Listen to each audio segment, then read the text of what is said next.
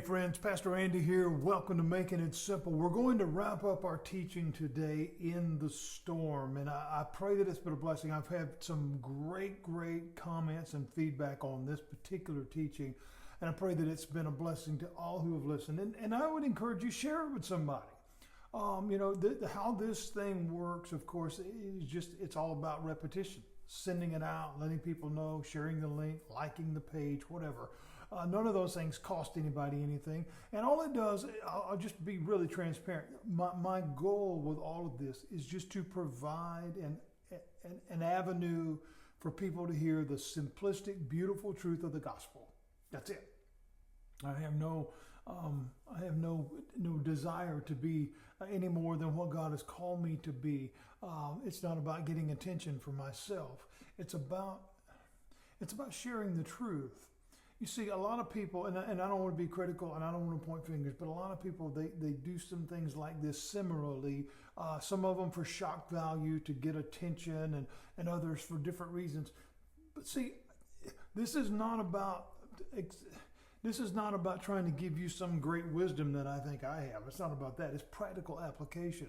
And when we look at these, especially these great old familiar stories, we see a lesson there that applies to life. That's all I'm trying to do, is I want to just share this beautiful truth that God loves you, and right where you are.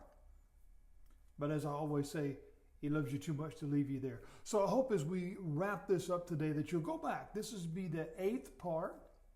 Go back, listen to these again, and share them with a friend. I believe that it'll change somebody's life.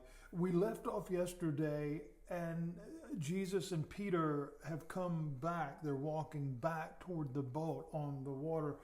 Again, as they've entered the boat, we see that the wind has calmed, the wind has ceased, and those that were there, they were blown away, completely, utterly just astonished at what they had seen, understanding that He is Lord of all and Lord over all. This is a beautiful reminder for all of us. It really is, because what we need to understand is there's no storm that we can be in, literal or figurative. It doesn't matter which kind we're in, emotional or the wind is tearing the house down. There's no storm that we're in that God's not with us. We read that these in the boat.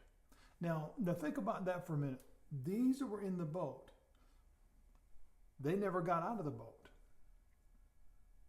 Why? A couple of reasons. Number one, Peter was the one who asked. Peter was the one who received. Ask and you shall receive the invitation. But the other side that we have to understand, they're witnessing all this going on. They were wrestling with their faith too.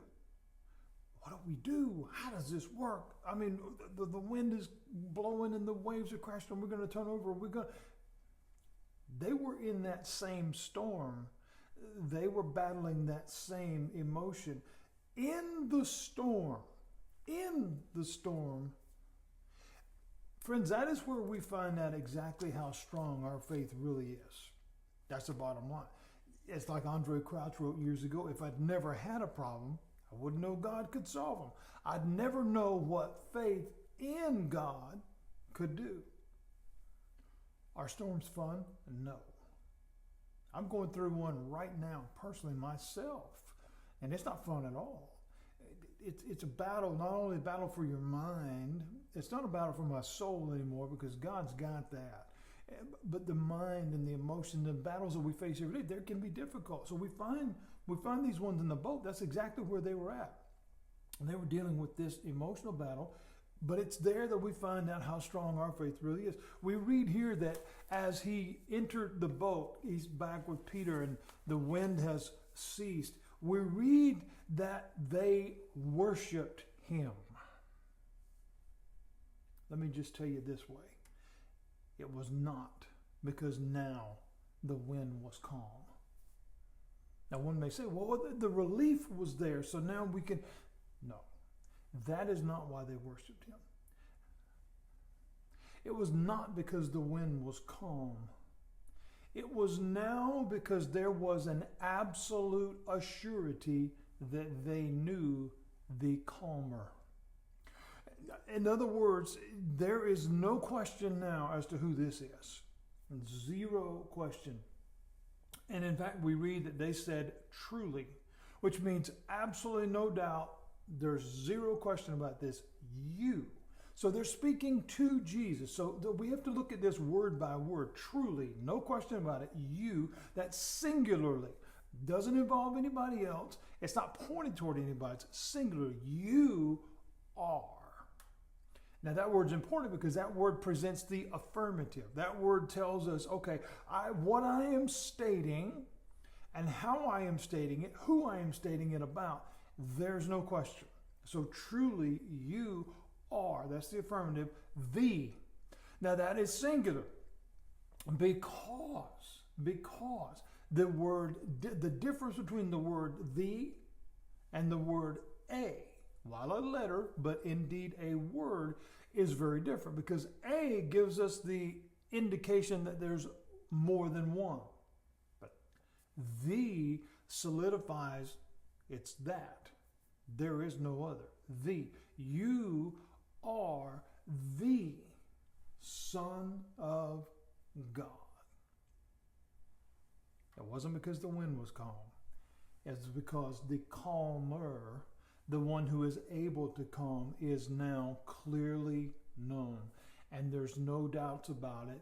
There's no questions about it. There's no questions about the reality of what had been seen and experienced. In other words, we find in the storm that we experience, in that storm, we indeed experience the disruptive nature of the storm.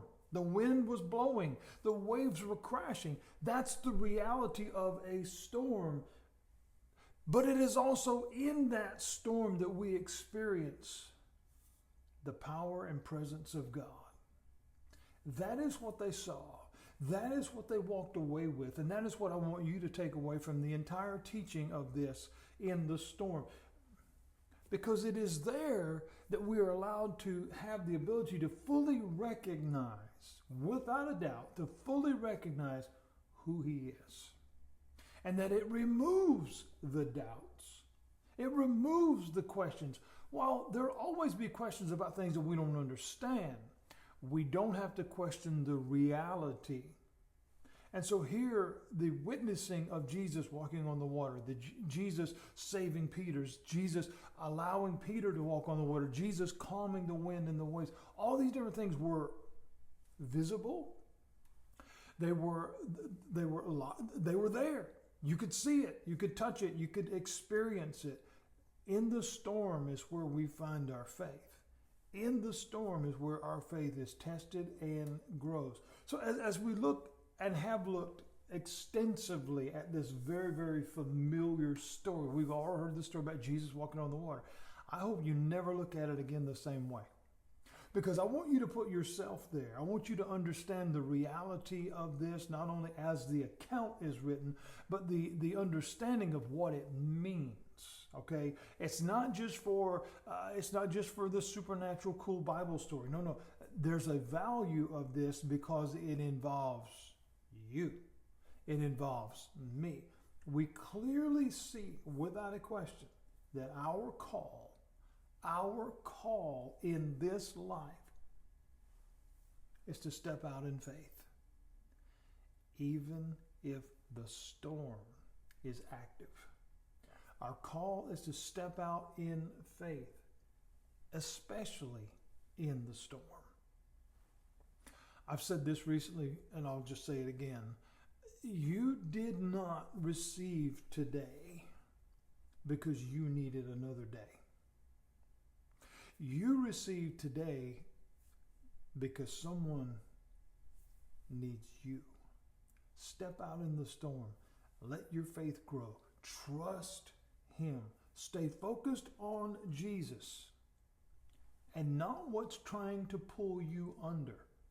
There's plenty of elements that are always going to try to distract you. There's plenty of elements that are always going to try to pull you under. Just as Peter, he's beginning to walk on water, and all of a sudden it said a great fear came upon him because he looked and realized what he was doing, and he took his eyes off Jesus. And the minute he did that, he went down And then he cried out, Lord, save me. Jesus is Lord of all. Jesus is Lord over all. In other words, he's got you. It's going to be okay. Even in the storm, just remember, you can reach out and he will take your hand. He will see you through it. He didn't tell you that the wind wouldn't keep blowing. He didn't tell you that the rain wasn't going to keep coming. But he says, I've got you. Will you step out today? Will you step out of the boat today and trust him in your storm? God bless you. Have a great day.